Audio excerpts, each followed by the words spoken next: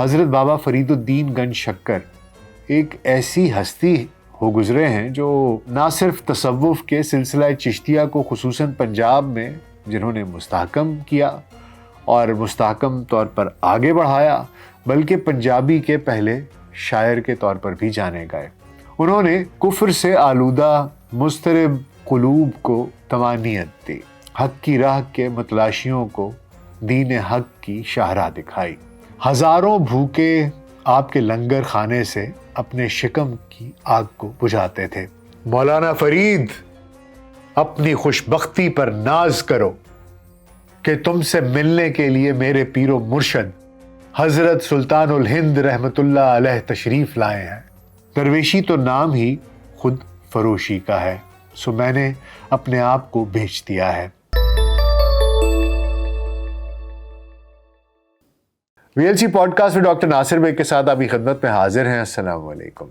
بر صغیر میں اگر کوئی یہ کہے کہ اسلام نام نہاد مسلمان حکمرانوں کی فتوحات کے ذریعے پھیلا ہے اور انہوں نے یہاں اسلام پھیلانے میں کوئی اہم کردار ادا کیا ہے، تو یہ بے جا ہی ہوگا۔ تاریخ گواہ ہے کہ اگر ہم دیانتداری کے ساتھ گزشتہ 1000 سال کی تاریخ کا مطالعہ کریں تو بات روز روشن کی طرح نظر آئے گی کہ جن بیرونی حملہ آوروں کو ہم مسلمان بادشاہ قرار دیتے چلے آ رہے ہیں، وہ در حقیقت یہاں پر اپنے معاشی فائدے کے لیے ہی آئے تھے اور یہاں کے مال و متاع کے لیے آئے تھے، جنہوں نے نہ صرف اس سونے کی چڑیا اس خطے میں ادھر سے پیسے کمائے، لوٹ مار کی، لوگوں کے خون سے ہولی کھیلتے رہے، جو جس کے ہاتھ لگا لوٹ کر لے گیا۔ شہروں کے شہر نظر آتش کر دیے گئے، عصمتیں تار تار کی گئیں۔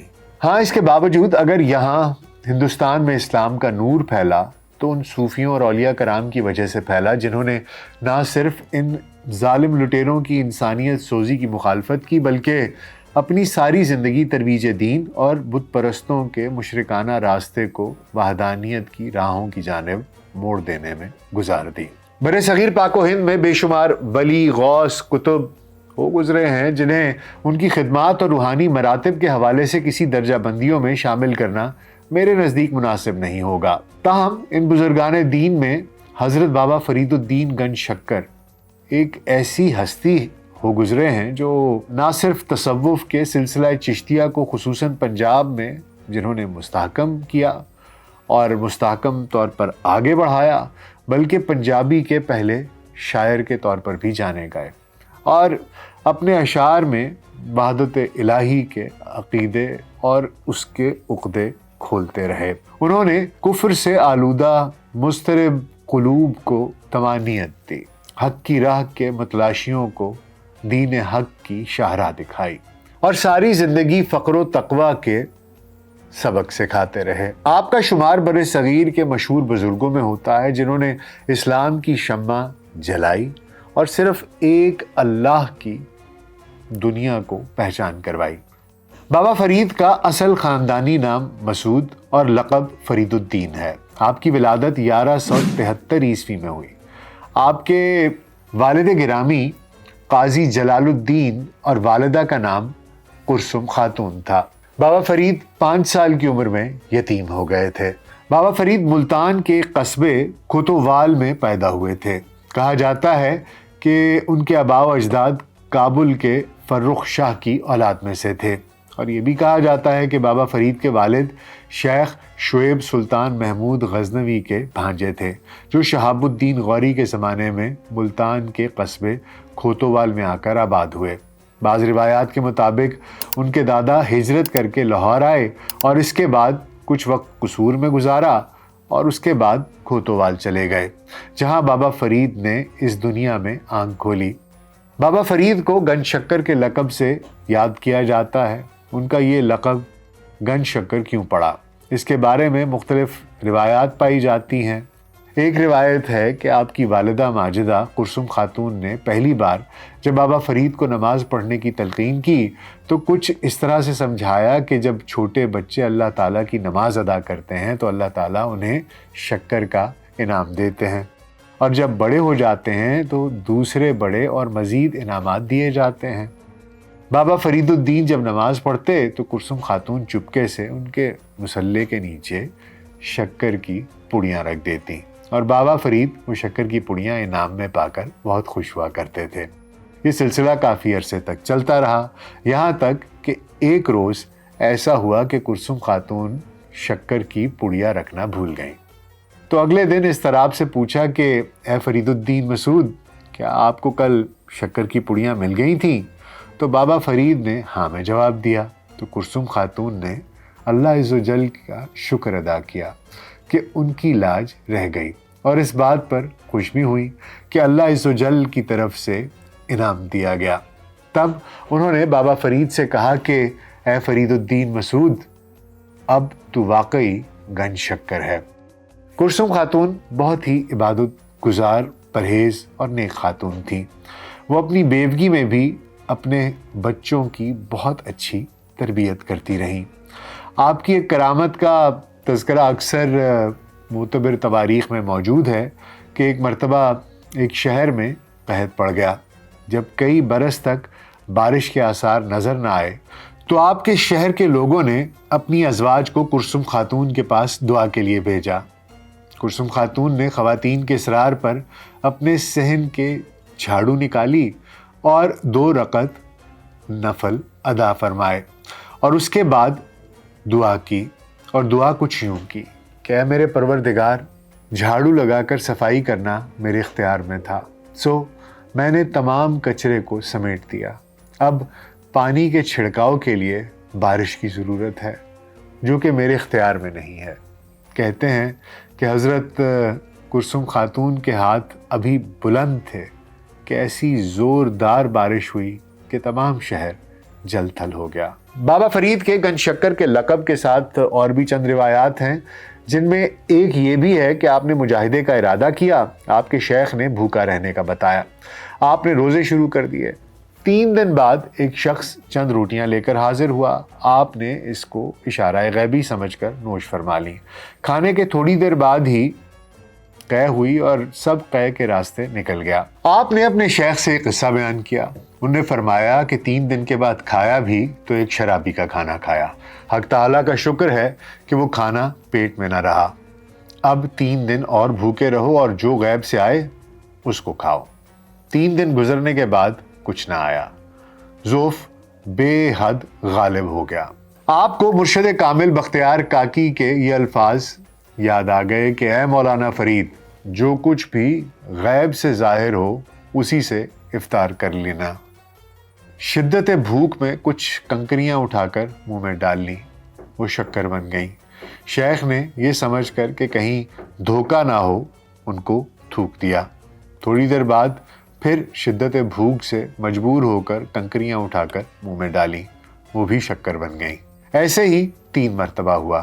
دوسرے دن بابا فرید مرشد کامل کی خدمت میں حاضر ہوئے اور آپ کو دیکھتے ہی پیر و مرشد نے فرمایا کہ مولانا فرید، روزہ مکمل ہو گیا۔ بابا جی نے کنکریوں والا قصہ مرشد کو بتایا تو حضرت نے فرمایا کہ بہتر کیا کہ وہ کھا لیا۔ مرشد نے محبت آمیز نظروں سے بابا فرید کی طرف دیکھا اور بولے کہ فرزند، اللہ عز و جل اپنے نیک اور فرما بردار بندوں کو ایسی نشانیاں دکھاتا ہے۔ وہ سنگریزے حقیقت میں سنگریزے ہی تھے، مگر تمہارے لبوں کو چھو کر اپنی فطرت بدل گئے، اور یہ سب اللہ عز و جل کے حکم سے ظہور پذیر ہوا تھا۔ جب روح کثافت کا لباس اتار کر لطافت کی قبا پہن لیتی ہے اور مسلسل ریاضت سے نفس کی سرکشی ختم ہو جاتی ہے تو انسان دائمی حلاوت، ابدی مٹھاس حاصل کر لیتا ہے۔ سنگریزوں کا شکر بن جانا اسی شیرینی کی وجہ سے ہے، جسے اللہ عز و جل نے اپنی رحمت سے تمہاری روح میں شامل کر دیا ہے۔ فرید، تمہیں قدرت کا یہ خاص انعام ہے اور یہ تمہیں مبارک ہو۔ آج سے تم گنج شکر بن گئے ہو۔ بابا فرید ملتان میں منہاج الدین کی مسجد میں زیر تعلیم تھے، جہاں ان کی ملاقات جناب بختیار کاکی سے ہوئی اور وہ ان کی ارادت میں چلے گئے۔ ضروری تربیت کے بعد مرشد نے آپ کو جہاں گردی کا حکم دے دیا، چنانچہ مرشد کے حکم کی تعمیل کے لیے آپ نے سفر شروع کر دیا۔ بین الاقوامی اور سماجی تعلیم کے لیے قندھار پہنچے۔ حضرت اجل شیرازی رحمۃ اللہ علیہ کی خانقاہ میں حاضری کے علاوہ بابا فرید رحمۃ اللہ علیہ نے بخارا کے مضافات کی بھی سیر کی۔ ایک دن آپ ایک غار میں داخل ہوئے جہاں ایک بزرگ سال ہا سال سے محو عبادت تھا۔ بابا فرید رحمۃ اللہ علیہ نے ان بزرگ سے بھی دعائیں حاصل کی اور رخصت ہونے سے پہلے دریافت کیا کہ آپ ایک تارک الدنیا شخص کا لباس پہن کر صرف اس غار تک کیوں محدود ہیں؟ بزرگ نے جواباً فرمایا کہ جب دنیا انسان کو بہت زیادہ ستانے لگے اور انسان بھی محسوس کرنے لگے کہ وہ ہلاک ہو جائے گا تو اسے لازم ہے کہ وہ شہر سے نکل کر جنگلوں کا رخ کرے۔ میں بھی یہی سوچ کر اس غار میں مقید ہوا تھا، مگر یہاں بھی مجھے سکون کی دولت میسر نہیں آئی۔ اتنا کہہ کر بزرگ خاموش ہو گئے۔ بابا فرید رحمۃ اللہ علیہ نے دوبارہ عرض کیا کہ حضرت اپنا کوئی مشاہدہ تو بیان فرمائیے تاکہ یہ حقیر و عاجز اپنے علم میں اضافہ کر سکے۔ بزرگ نے ایک سرد آہ بھری اور کہا کہ تجھ سے اپنی روداد کیا بیان کروں؟ 60 سال سے اس غار میں رہتا ہوں مگر ایک لمحہ بھی ایسا نہیں گزرتا جو مجھ پر کوئی بلا نازل نہ ہوتی ہو، اور جس روز بلا نازل نہیں ہوتی تو گریہ وزاری کر کے خود اس کے لیے التجا کرتا ہوں۔ جب مرضی دوست آزمائش میں پوشیدہ ہو تو پھر میں کیوں نہ اس کی آرزو کروں؟ فرزند تجھے بھی بس میرا یہی سبق ہے کہ انسان کو بلاؤں پر اس طرح صبر کرنا چاہیے کہ جیسا صبر کرنے کا حق ہے۔ بابا فرید ان بزرگوں سے مل کر دوبارہ حضرت اجل شیرازی رحمۃ اللہ علیہ کی خدمت میں حاضر ہوئے اور پھر دوسرے دن سرزمین بخارا کو الوداع کہا۔ بخارا کی حدود سے نکل کر بغداد پہنچے اور مشہور بزرگ حضرت شیخ شہاب الدین سہروردی رحمۃ اللہ علیہ کی خدمت میں حاضر ہوئے۔ حضرت شیخ نے اپنی شہرۂ آفاق عوارف المعارف تصنیف کا کچھ حصہ بابا فرید رحمۃ اللہ علیہ کو خود پڑھایا اور اس کے مطلب ذہن نشین کروائے۔ حضرت شیخ شہاب الدین سہروردی رحمۃ اللہ علیہ کی خانقاہ میں عمراء قیمتی تحائف اور زر کثیر لے کر حاضر ہوتے تھے، مگر شیخ کا حکم تھا کہ جو کچھ بھی آئے اسے بلا تاخیر بندگان خدا میں تقسیم کر دیا جائے۔ حضرت شیخ شہاب الدین سہروردی رحمۃ اللہ علیہ فرمایا کرتے تھے کہ اگر دولت کی طرف نظر اٹھا کر دیکھا جائے تو اہل دنیا کو تونگری کا تانا دیں گے، اور یہ ایک بڑی سنگین تہمت ہوگی جسے درویش کسی بھی حال میں برداشت نہیں کر سکے گا۔ درویشی تو نام ہی خود فروشی کا ہے، سو میں نے اپنے آپ کو بیچ دیا ہے۔ ایک دن حضرت شیخ شہاب الدین سہروردی رحمۃ اللہ علیہ کی خانقاہ میں حضرت جلال الدین تبریزی رحمۃ اللہ علیہ، حضرت اولد الدین کرمانی رحمۃ اللہ علیہ اور حضرت شیخ برہان الدین سیتانی رحمۃ اللہ علیہ حاضر تھے۔ بابا فرید رحمۃ اللہ علیہ نے دیکھا کہ حضرت شیخ کے ایک مرید نے خرقہ خلافت کی درخواست کی۔ یہ مرید ایک عرصہ دراز سے عبادت و ریاضت میں مشغول تھا اور اب اس کی شدید خواہش تھی کہ وہ شہاب الدین سہروردی رحمۃ اللہ علیہ کے دوسرے خلفاء کی طرح اس اعزاز سے نوازا جائے۔ مرید کی اس خواہش کے جواب میں حضرت شیخ شہاب الدین سہروردی رحمۃ اللہ علیہ نے فرمایا، کل کسی وقت آ جانا، آج مجھے معاف کرو، تو اس معاملے پر غور کریں گے، پھر جو خدا کی مرضی ہوگی وہی ظاہر ہو جائے گا۔ پیر و مرشد کا حکم سن کر مرید چلا گیا۔ پھر دوسرے دن واپس آیا تو خانقاہ کے ایک گوشے میں سر جھکا کر بیٹھ گیا۔ اہل مجلس نے دیکھا کہ مرید کے چہرے پر افسردگی کا رنگ نمایاں تھا۔ حضرت شیخ شہاب الدین سہروردی رحمۃ اللہ علیہ نے مرید کی طرف نگاہ کی اور فرمایا، کیا اب بھی تمہیں خرقہ خلافت کی خواہش ہے؟ رات تم نے خواب میں اپنی آنکھوں سے ایک پیر اور اس کے مرید کا حشر دیکھ لیا۔ فرشتے ان دونوں کو کھینچتے ہوئے دوزخ کی بھڑکتی ہوئی آگ کی طرف لے کر جا رہے تھے۔ تم نے اپنے اس خواب کی حقیقت کو سمجھنے کی کوشش کی؟ مرید نے کوئی جواب نہیں دیا، وہ بے حس و حرکت سر جھکائے بیٹھا رہا۔ حضرت شیخ شہاب الدین سہروردی رحمۃ اللہ علیہ نے دوبارہ اپنے مرید کو مخاطب کرتے ہوئے فرمایا، تم سمجھتے ہو کہ ان دونوں کا یہ عبرتناک انجام کیوں ہوا؟ اس لیے کہ وہ خرقے کے نام سے دنیا کمایا کرتے تھے اور ہر وقت اپنی نفسانی خواہشات کی تکمیل میں مصروف رہتے تھے۔ اس کے بعد شیخ شہاب الدین سہروردی رحمۃ اللہ علیہ نے دیگر حاضرین مجلس کو مخاطب کرتے ہوئے فرمایا کہ جب تک انسان کا دل دنیا کی کثافتوں سے پاک نہ ہو جائے اس وقت تک مرشد پر فرض ہے کہ وہ کسی شخص کو خرقہ نہ دے، اور مرید کے لیے بھی لازم ہے کہ وہ خرقہ نہ پہنے۔ حضرت بابا فرید کچھ دن تک حضرت شیخ شہاب الدین سہروردی رحمۃ اللہ علیہ کی صحبتوں سے فیضیاب ہوتے رہے۔ یہ وہی شیخ شہاب الدین سہروردی رحمۃ اللہ علیہ ہیں جو سہرورد میں 549 عیسوی میں پیدا ہوئے تھے۔ آپ نے امام مجدد الدین سے فلسفہ اور فقہ کی تعلیم حاصل کی۔ آپ پر فلسفے کا رنگ غالب تھا، اس لیے مختلف مذہبی مسائل اور عقل و دانش کے سہارے بحث کرتے تھے، جس کا کبھی کبھی خوفناک نتیجہ بھی برآمد ہوتا تھا۔ اس قسم کے بیشتر مناظرے شہر حلب میں ہوئے۔ بالآخر فقہا کی ایک جماعت حضرت شیخ شہاب الدین سہروردی رحمۃ اللہ علیہ کی مخالف ہو گئی۔ آپ کے بعض مریدوں نے سمجھانے کی بہت کوشش کی کہ اپنے نظریات کو اعتدال میں رکھیں، مگر شیخ کے دل و دماغ مذہب کے ایک خاص زاویے سے متاثر ہو چکے تھے اور آپ کے بیان کی شدت میں روز بروز اضافہ ہوتا جا رہا تھا۔ انجام کار اس دور کے چند مشہور فقیہوں نے سلطان صلاح الدین ایوبی رحمۃ اللہ علیہ کو ایک مشترکہ خط تحریر کیا، جس میں کہ تحریر تھا کہ یہاں شیخ شہاب الدین نامی ایک درویش ہے جس کے الجھے ہوئے خیالات سے مسلمان گمراہ ہوتے جا رہے ہیں۔ ہماری درخواست ہے کہ اہل ایمان کو فوری طور پر اس فتنے سے نجات دلائی جائے۔ فقہا کی شکایت کے جواب میں سلطان صلاح الدین ایوبی نے اپنے بیٹے سلطان ظاہر کو جو حلب کا حکمران تھا ایک خط لکھا، جس میں واضح طور پر تحریر کیا گیا تھا کہ ہماری سلطنت کے مشہور اور معتبر فقہا شیخ شہاب الدین کے خلاف گواہی دے چکے ہیں، اس لیے ایک ایسے درویش کو زندہ نہ چھوڑا جائے جو لاکھوں اہل ایمان کی زندگیوں سے کھیل رہا ہو۔ سلطان الظاہر نے ایک لمحہ ضائع کیے بغیر اپنے باپ کے حکم کی تکمیل کی اور حضرت شیخ شہاب الدین سہروردی رحمۃ اللہ علیہ اپنے خون میں نہائے گئے۔ اسی لیے تصوف کی بعض کتابوں میں آپ کو شیخ شہاب الدین مقتول بھی لکھا گیا ہے۔ اس سلسلے میں ایک یہ بھی روایت ہے کہ سلطان صلاح الدین نے ایسا کوئی خط نہیں تحریر کیا تھا، بلکہ اس کے بیٹے سلطان الظاہر نے براہ راست شیخ شہاب الدین سہروردی کے قتل کا حکم جاری کیا تھا۔ اس کے بعد سیستان میں بابا فرید مشہور بزرگ حضرت عبد الدین کرمانی رحمۃ اللہ علیہ کی خدمت میں حاضر ہوئے، پھر سیستان سے رخصت ہو کر بدخشاں تشریف لے گئے۔ یہاں آپ کی ملاقات مشہور بزرگ حضرت شیخ عبد الواحد رحمۃ اللہ علیہ سے ہوئی۔ حضرت شیخ عبد الواحد رحمۃ اللہ علیہ مشہور صوفی حضرت ذوالنون مصری رحمۃ اللہ علیہ کے مرید تھے۔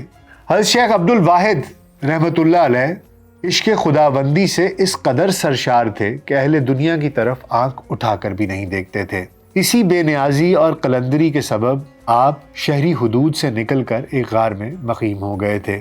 جب کوئی دنیا پرست حضرت شیخ عبد الواحد رحمۃ اللہ علیہ کی خدمت میں حاضر ہوتا اور اپنے کسی کام کے لیے آپ سے دعا کی درخواست کرتا تو حضرت شیخ نہایت تلخ لہجے میں فرماتے، تم کب تک اس مردار دنیا کے پیچھے بھاگتے رہو گے؟ کیا تم میں سے کوئی ایسا نہیں ہے جو اللہ کی خوشنودی حاصل کرے اور اس بھڑکتی ہوئی آگ سے بچنے کی کوشش کرے جس کا ایندھن انسان ہے؟ بابا فرید رحمۃ اللہ علیہ حضرت شیخ عبد الواحد رحمۃ اللہ علیہ کے ساتھ ایک ہفتے تک اس غار میں مقیم رہے۔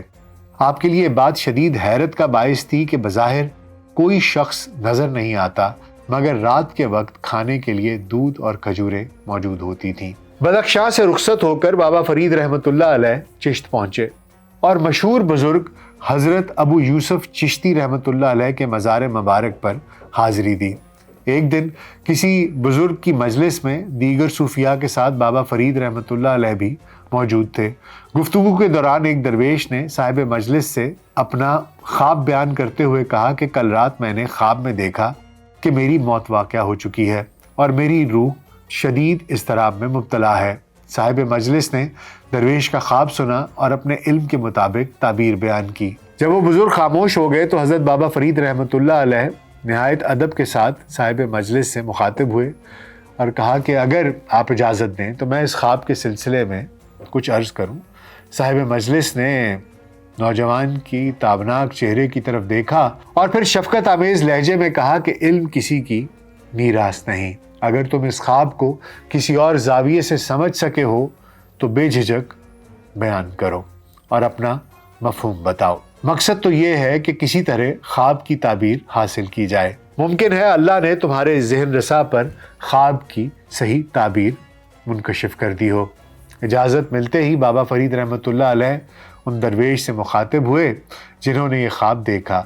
اس خواب میں موت سے مراد حقیقی موت نہیں، اپنی کم علمی کے باوجود جہاں تک میں سمجھ سکا ہوں اس کے مطابق مجھے محسوس ہوتا ہے کہ جیسے آپ سے فجر کی نماز قضا ہو گئی ہے۔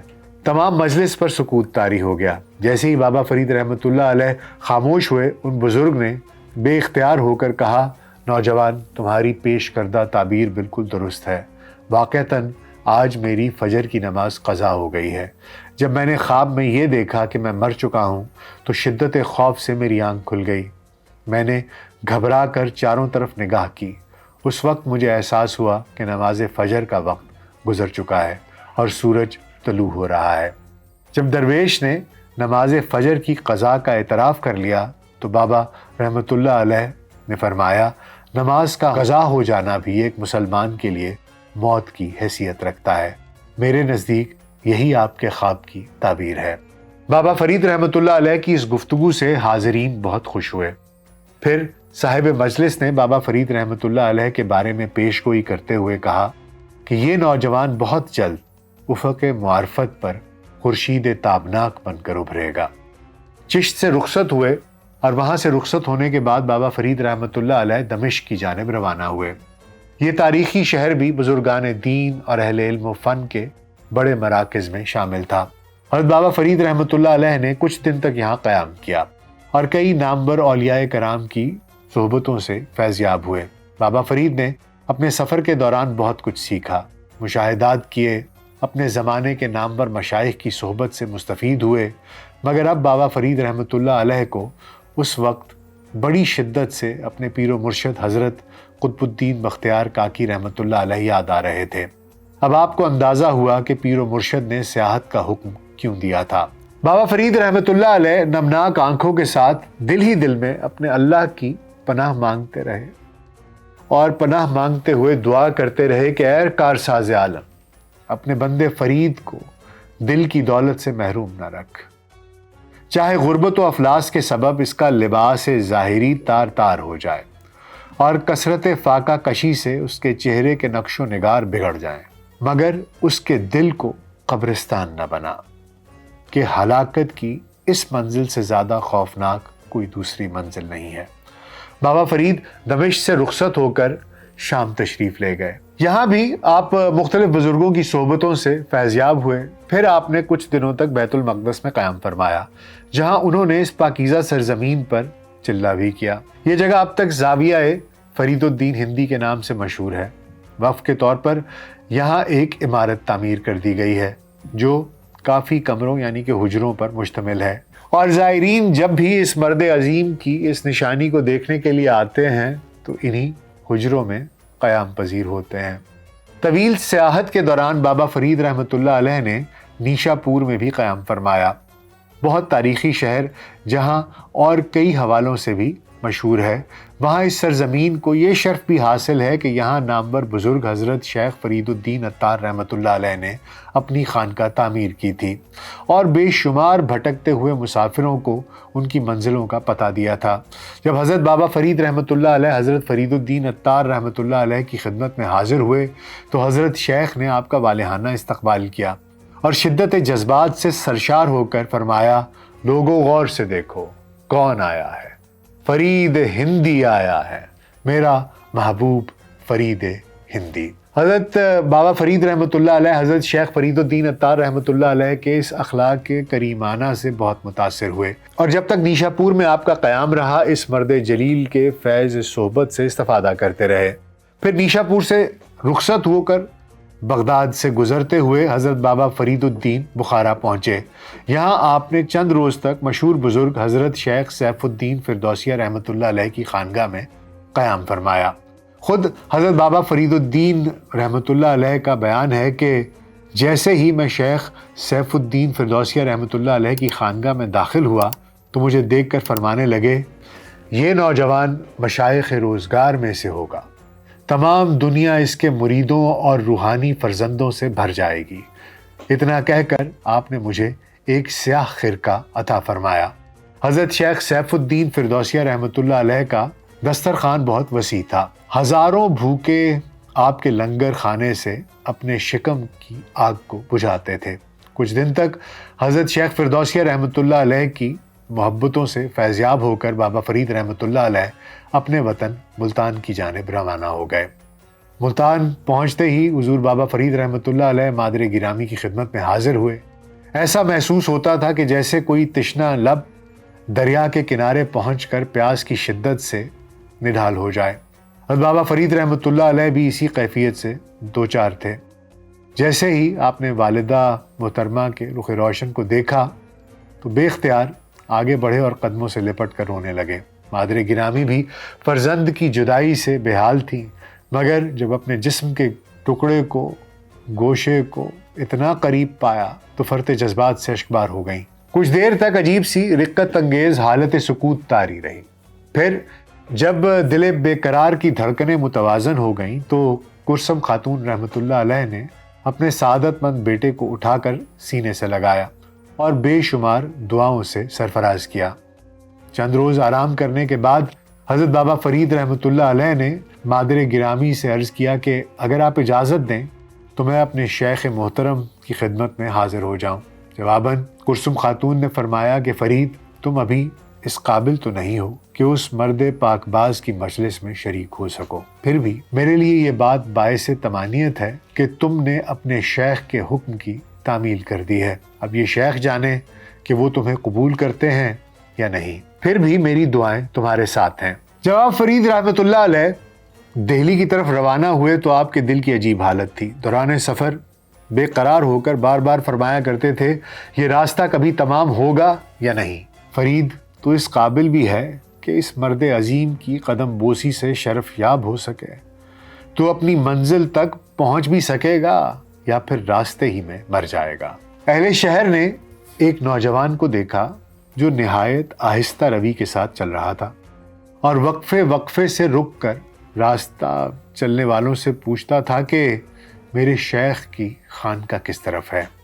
لوگ نوارد شوق کو حضرت قطب الدین بختیار کاکی رحمۃ اللہ علیہ کے آستانے کا پتہ بتا دیتے تھے اور یہ جاں سوختہ حضرت قطب الدین رحمۃ اللہ علیہ کے جلال روحانی سے لرزتا آگے بڑھ جاتا۔ پھر منزل طلب قریب آ گئی۔ کسی نے پکار کر کہا، وہ ہے حضرت قطب رحمۃ اللہ علیہ کا دربار روحانی۔ خانقاہ عالیہ پر نظر پڑتے ہی بابا فرید رحمۃ اللہ علیہ کی حالت غیر ہو گئی۔ ساعت فراق سے زیادہ وصال کا غم تلاطم خیز ثابت ہوا۔ کچھ دیر کے لیے ہوش و حواس جاتے رہے، مگر بے خودی میں بھی اتنا ہوش باقی رہا کہ سر عقیدت خم کر دیا اور خانقاہ کے دروازے کے سامنے اس طرح دست بستہ کھڑے رہے جیسے اسی راستے سے کسی شہنشاہ کا گزر ہونے والا ہے۔ پھر جب گمشدہ حواس لوٹ آئے تو کامتے قدموں سے خانقاہ میں داخل ہوئے۔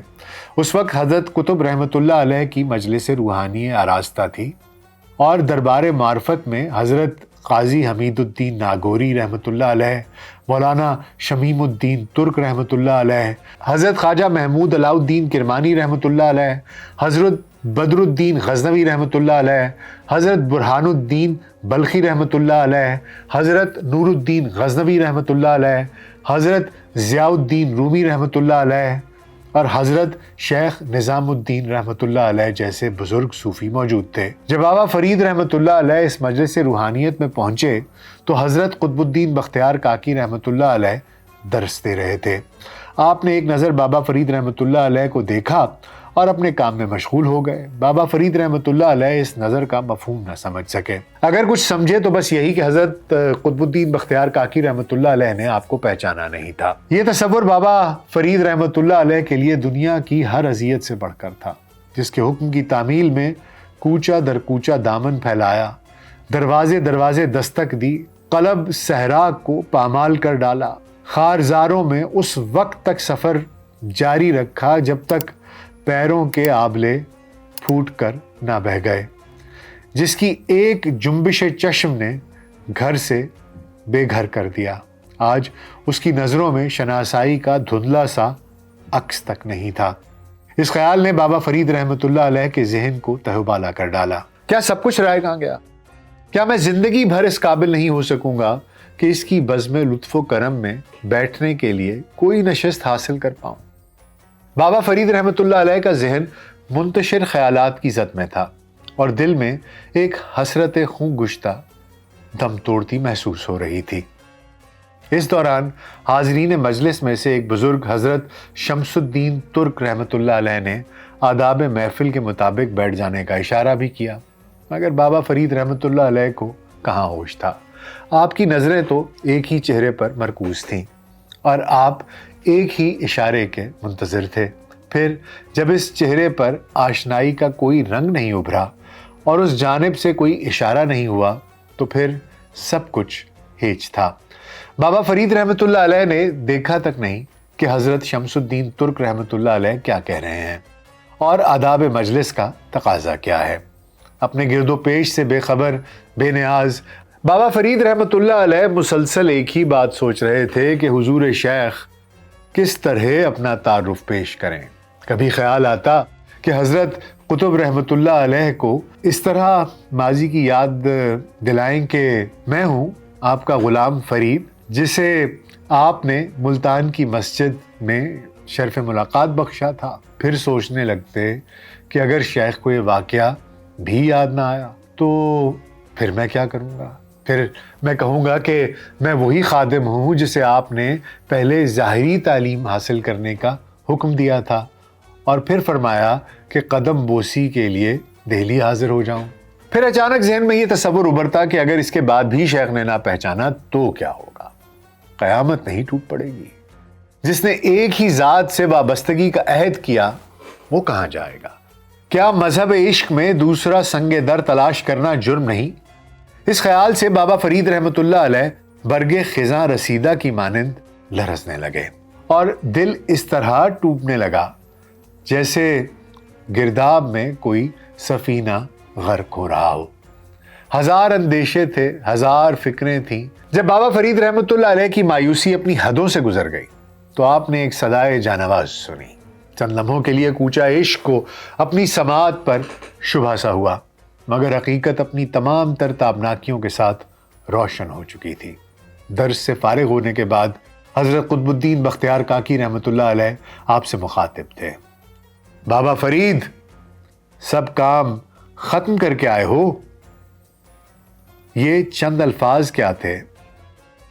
زندگی کی وہ شدید لہر تھی جو تن مردہ میں بھی جان ڈال دیتی۔ حضرت بابا فرید رحمۃ اللہ علیہ شیخ کا ارشاد سن کر جی اٹھے۔ مرشد کی زبان پر آپ کا نام کیا آیا کہ ساری کائنات کا سرمایہ مل گیا۔ شیخ نے مزاج پرسی کیا کی کہ دولت کونین قدموں میں ڈھیر ہو گئی۔ اسی لذت آشنائی نے حضرت بابا فرید رحمۃ اللہ علیہ کو وارفتہ کر دیا اور آپ آداب مجلس سے بے نیاز ہو کر حضرت قطب رحمۃ اللہ علیہ کے قدموں سے لپٹ گئے۔ پھر اتنا روئے کہ ہچکیاں بن گئیں۔ بار بار فرماتے تھے، شیخ اگر آپ مجھے نہ پہچانتے تو میں کہاں جاتا؟ آپ کی نگاہ کرم ہی میری پہچان ہے، ورنہ فرید کیا اور اس کی حقیقت کیا؟ حضرت بابا فرید رحمۃ اللہ علیہ کی آواز اس قدر پرسوز تھی کہ حاضرین مجلس بھی متاثر ہوئے بغیر نہ رہ سکے۔ حضرت قطب رحمۃ اللہ علیہ نے بابا فرید رحمۃ اللہ علیہ کو اٹھایا اور اپنے سامنے بیٹھنے کا حکم دیا۔ پھر اہل مجلس کو مخاطب کر کے فرمانے لگے کہ رسالت مآب صلی اللہ علیہ وآلہ وسلم نے حضرت عثمان غنی رضی اللہ تعالیٰ عنہ کو حدیبیہ کے مقام پر کفار مکہ سے گفتگو کرنے کے لیے بھیجا تھا۔ اسی دوران یہ افواہ عام ہو گئی کہ حضرت عثمان رضی اللہ تعالیٰ عنہ شہید کر دیے گئے ہیں۔ جب یہ جانگداز خبر مسلمانوں نے سنی تو ان کے جذبات بے قابو ہو گئے۔ بالآخر نبی کریم صلی اللہ علیہ وآلہ وسلم نے کفار کی بدعہدی کا جواب دینے کے لیے ایک درخت کے نیچے تمام صحابہ رضی اللہ تعالیٰ عنہ کو جمع کیا. پھر ایک ہاتھ کو حضرت عثمان رضی اللہ تعالیٰ عنہ کا ایک ہاتھ تصور کیا اور دوسرا ہاتھ اس پر رکھ کر مسلمانوں سے بیعت لی. یہ مثال پیش کر کے حضرت قطب الدین بختیار کاکی رحمۃ اللہ علیہ نے صوفیاء کرام کے نزدیک تجدید بیعت کی بنیاد بیان کی کہ دراصل صوفیاء کرام کے نزدیک تجدید بیعت کی بنیاد وہی بیعت رضوان ہے. پھر تمام لوگوں کے سامنے حضرت بابا فرید رحمۃ اللہ علیہ کو دوبارہ مرید کیا. اس وقت خانقاہ میں اکابر صوفیاء اور نامور بزرگ موجود تھے. حضرت بابا فرید مسعود گنج شکر نے حضرت قطب رحمۃ اللہ علیہ کے حکم پر کئی چلے کیے. پھر جب چلہ ختم ہو جاتا تو بابا فرید رحمۃ اللہ علیہ پیر و مرشد کی خدمت میں حاضر ہوتے، مگر حضرت قطب فوراً ہی کوئی دوسرا وظیفہ بتا دیتے. کئی بار بابا فرید رحمۃ اللہ علیہ نے شکایت آمیز لہجے میں عرض کیا کہ اب مجھ سے یہ دوری برداشت نہیں ہوتی، میں ہمہ وقت شیخ کی خدمت میں حاضر رہنا چاہتا ہوں. حضرت قطب الدین بختیار کاکی رحمۃ اللہ علیہ نہایت شفقت کے ساتھ فرماتے کہ بابا یہ دوری کب ہے، یہ تو حضوری ہے. اسی چلہ کشی کے دوران صوفیاء ہند کی تاریخ کا وہ عظیم الشان واقعہ پیش آیا جو وقت کی پیشانی پر ہمیشہ کے لیے نقش ہو کر رہ گیا. بابا فرید رحمۃ اللہ علیہ اسی مخصوص برج میں چلہ کش تھے کہ 612 ہجری میں سلطان الہند حضرت خواجہ معین الدین چشتی رحمۃ اللہ علیہ اپنے خلیفہ اکبر حضرت قطب رحمۃ اللہ علیہ سے ملنے دہلی تشریف لائے. جیسے ہی یہ خبر عام ہوئی تو پورا شہر زیارت و قدم بوسی کے لیے امڑ آیا. یہاں تک کہ والی ہندوستان شمس الدین التمش بھی عام نیاز مندوں کی طرح حضرت خواجہ غریب نواز رحمۃ اللہ علیہ کی خدمت میں حاضر ہوا. پھر جب تمام لوگ دیدار کی سعادت سے شرفیاب ہو کر واپس چلے گئے تو حضرت سلطان الہند نے حضرت قطب الدین بختیار کاکی رحمۃ اللہ علیہ سے دریافت کیا، قطب تم نے خطوط میں اپنے ایک نئے مرید فرید الدین مسعود کے متعلق اطلاع دی تھی، مگر مجھے ایسا محسوس ہوتا ہے کہ شاید میں نے ملاقاتیوں کے درمیان اسے نہیں دیکھا. کیا وہ حاضر ہوا تھا؟ بابا فرید بھی آپ کی قدم بوسی کو حاضر ہوتا، پر وہ چلہ کشی کے سبب اس نعمت عظیم سے سرفراز نہ ہو سکا. حضرت قطب رحمۃ اللہ علیہ نے اپنے مرید کی طرف سے معذرت پیش کرتے ہوئے عرض کیا. حضرت قطب رحمۃ اللہ علیہ کی وضاحت سن کر سلطان الہند رحمۃ اللہ علیہ کچھ دیر سوچتے رہے. پھر آپ نے فرمایا اگر وہ یہاں آنے سے قاصر ہے تو ہمیں خود وہاں جانا چاہیے، ہم تو اس حجرے تک جانے سے عاجز نہیں. حضرت سلطان الہند رحمۃ اللہ علیہ کی زبان مبارک سے یہ الفاظ سن کر حضرت قطب رحمۃ اللہ علیہ کے چہرے پر کیف و مسرت کا عجب سا رنگ ابھر آیا اور آپ نے بے اختیار ہو کر عرض کیا کہ فرید بھی کیا خوش نصیب ہے کہ اولیاء ہند کا شہنشاہ خود ایک غلام کی خاطر تشریف لے جا رہا ہے. نہیں قطب، فرید اس کا مستحق ہے. حضرت سلطان الہند رحمۃ اللہ علیہ نے فرمایا تم میرے ہو، اس لیے تمہارا ہر تعلق ہر رشتہ میری ذات کا حوالہ ہے. تمہاری نسبت سے فرید بھی میرا ہے، یہاں تک کہ تمہارے کوچے سے گزرنے والا ہر شخص میرا ہے. اس کے بعد حضرت سلطان الہند رحمۃ اللہ علیہ اپنے خلیفہ اکبر کے ہمراہ اس برج کی طرف روانہ ہو گئے جہاں بابا فرید رحمۃ اللہ علیہ کئی ہفتوں سے چلہ کش تھے. حضرت سلطان الہند رحمۃ اللہ علیہ اور حضرت قطب رحمۃ اللہ علیہ دروازے پر کھڑے اس جاں سوختہ کو دیکھ رہے تھے جس نے اپنی جوانی سخت ریاضتوں کی نظر کر دی تھی. یکا یک بابا فرید رحمۃ اللہ علیہ نے محسوس کیا کہ ایک مسحور کن خوشبو حجرے میں چاروں طرف پھیل گئی ہے. آپ کے حواس بہترین خوشبوؤں سے آشنا تھے، مگر آج جو خوشبو حجرے میں بکھری ہوئی تھی وہ سب سے منفرد اور جدا تھی. بابا فرید رحمۃ اللہ علیہ نے گھبرا کر آنکھیں کھول دیں.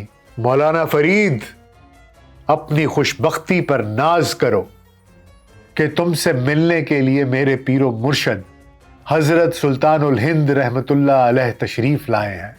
حضرت قطب الدین بختیار کاکی رحمۃ اللہ علیہ نے اپنے مرید کو مخاطب کرتے ہوئے فرمایا۔ پیر و مرشد کی زبان سے حضرت خواجہ معین الدین چشتی رحمۃ اللہ علیہ کا اسم گرامی سن کر بابا فرید رحمۃ اللہ علیہ کی حالت غیر ہو گئی۔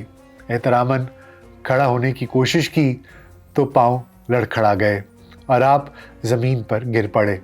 دوبارہ پوری طاقت کے ساتھ بابا فرید رحمۃ اللہ علیہ نے اٹھنے کی کوشش کی، لیکن اس بار بھی لرزتے قدموں نے آپ کا ساتھ نہیں دیا۔ عاجز ہو کر بابا فرید رحمۃ اللہ علیہ نے زمین پر سر رکھ دیا اور بے اختیار رونے لگے۔ سلطان الہند رحمۃ اللہ علیہ بابا فرید رحمۃ اللہ علیہ کی دلی کیفیت کا بغور جائزہ لے رہے تھے۔ جب اپنی بے کسی پر نوجوان سالک کی آنکھوں سے اشک جاری ہو گئے تو آپ نے حضرت قطب رحمۃ اللہ علیہ کو مخاطب ہو کر فرمایا کہ قطب، آخر کب تک اس نوجوان کو مجاہدات کی آگ میں جلاتے رہو گے؟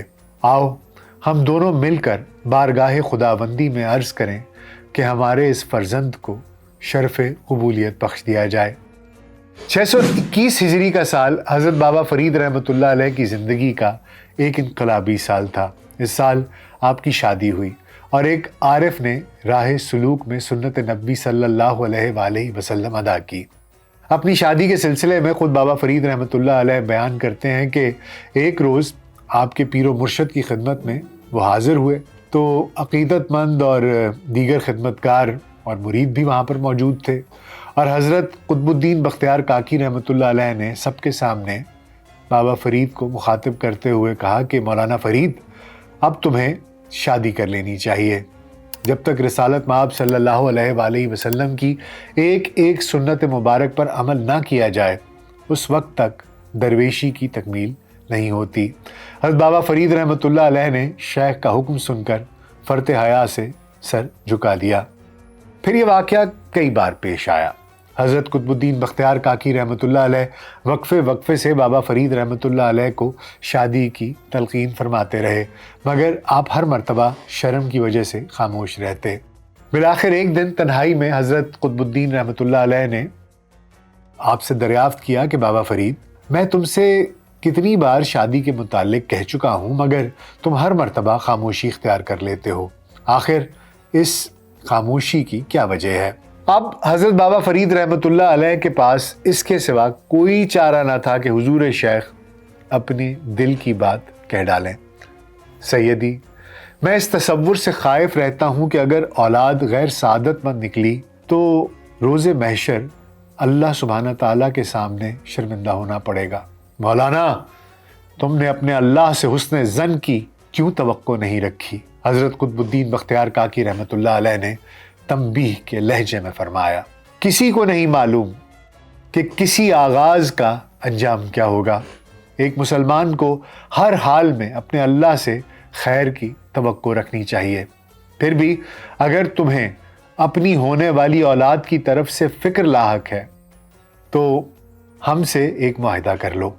بابا فرید رحمۃ اللہ علیہ حضرت شیخ رحمۃ اللہ علیہ کی زبان سے معاہدے کا لفظ سن کر حیرت زدہ ہو گئے اور اس طرح پیر و مرشد کی طرف دیکھنے لگے جیسے آپ بات کا مفہوم سمجھنے سے قاصر ہوں۔ وہ معاہدہ یہ ہے کہ جو اولاد سعادت مند ہو وہ تمہاری، اور جو نالائق نکلے اسے ہمارے نام پر چھوڑ دو، پھر اللہ جانے اور ہم جانے۔ حضرت قطب الدین بختیار کاکی رحمۃ اللہ علیہ نے اس معاہدے کی وضاحت کرتے ہوئے فرمایا، جسے سن کر بابا فرید رحمۃ اللہ علیہ پریشان سے نظر آنے لگے۔ اب گریز کے تمام راستے بند ہو چکے تھے۔ بالآخر حضرت شیخ کے حکم پر حضرت بابا فرید رحمۃ اللہ علیہ نے نجیب النساء نامی ایک خاتون سے شادی کر لی۔ بابا فرید الدین مسعود گنج شکر 12ویں صدی کے مسلمان مبلغ اور صوفی بزرگ تھے۔ ان کو قرون وسطیٰ کے سب سے ممتاز اور قابل احترام صوفیہ میں سے ایک کہا گیا ہے۔ مرشد کی وفات پر ان کو چشتیہ سنگت کا سربراہ بنایا گیا۔ وہ حضرت معین الدین چشتی رحمۃ اللہ علیہ اور حضرت قطب الدین بختیار کاکی کے بعد اس سلسلے کے تیسرے سربراہ تھے اور حضرت محبوب الہی خواجہ نظام الدین اولیاء کے مرشد تھے۔ بابا جی کو دلی کی شان و شوکت پسند نہ تھی، جس کی وجہ سے وہ پہلے ہانسی اور پھر اجودھن، جسے کہ اب پاک پتن کہتے ہیں، وہاں پر ڈیرا نشین ہو گئے۔ عظیم صوفی بزرگ تھے جنہوں نے جاگیر ہونے کے باوجود اجودھن پاک پٹن میں جو اس وقت ایک کفرستان تھا وہیں قیام کیا۔ قبرستان میں اگنے والی جھاڑی سے ادھر سے ڈیلے حاصل کر کے پانی میں ابال کر کھایا کرتے تھے، لیکن کبھی کسی سے مستعار شے لے کر نہ کھائی۔ انہوں نے دیگر علماء کرام، صوفیاء کرام، مشائخ اور درویشوں کی طرح محبت، بھائی چارے، امن و امان اور باہمی میل جول کا درس دیا، جس سے متاثر ہو کر لوگوں نے اسلام قبول کیا۔ لیکن کچھ روایات کے مطابق دلی اور اس کے گرد و نواح کے چشتیہ اشرافیہ ملتان کے ایک قصباتی نوجوان کو سربراہ ماننے کو تیار نہ تھے اور ان کے خلاف سازشیں ہو رہی تھیں، جس کی وجہ سے وہ پاک پتن تشریف لے آئے۔ پاک پتن اس زمانے میں تجارتی شاہراہ پر ایک اہم مقام تھا۔ دریائے ستلج کو یہیں سے پار کیا جاتا تھا۔ یہ بات حادثاتی نہیں ہے کہ پنجابی کے دوسرے کلاسیکی دانشوروں نے تجارتی مقامات پر زندگی گزاری جہاں ان کو دنیا کے بارے میں اطلاعات ملتی رہتی تھیں۔ بہت سی تاریخی دستاویزات سے پتہ چلتا ہے کہ بہت سے عالم دور دراز سے گرامر اور زبان دانی کے مسائل حل کرانے کے لیے بابا فرید کے پاس پاک پتن آیا کرتے تھے۔ شاید یہ باتیں بھی درست ہوں کہ ان کے خلاف سازشیں بھی ہو رہی ہوں اور ان کو اپنے دیش کی عوامی زندگی بھی پسند ہو۔ وہ کہتے ہیں، فریدا برے دا بھلا کر، غصہ من دا ہنڈا، دیہی روگ نہ لگیے، پلے سب کچھ پا۔ فریدا برے کا بھلا کر تاکہ تمہارا دل غصے کے تصرف میں نہ چلا جائے، غصے کی نظر نہ ہو جائے۔ اگر تم جسم کو روگ نہیں لگانا چاہتے ہو تو سب غصے والی چیزیں سمیٹ لو۔ ان کی شاعری میں فارسی، عربی، سنسکرت کے الفاظ ملتے ہیں۔ وہ پنجابی شاعروں کے پہلے شاعر ہیں۔ بابا فرید کہا کرتے تھے کہ انسانوں میں رذیل ترین وہ ہے جو کھانے پینے اور پہننے میں مشغول رہے۔ جو سچائی جھوٹ کے مشابہ ہو اسے اختیار مت کرو، نفس کو اپنے مرتبے کے لیے خار نہ کرو۔ اگر تم بزرگوں کا مرتبہ چاہتے ہو تو بادشاہوں کی اولاد سے دور رہو۔ جب کوئی مومن بیمار ہو تو اسے معلوم ہونا چاہیے کہ یہ بیماری اس کے لیے رحمت ہے جو گناہوں سے اس کو پاک کرتی ہے۔ درویش فاقے سے مر جاتے ہیں مگر لذت نفس کے لیے قرض نہیں لیتے۔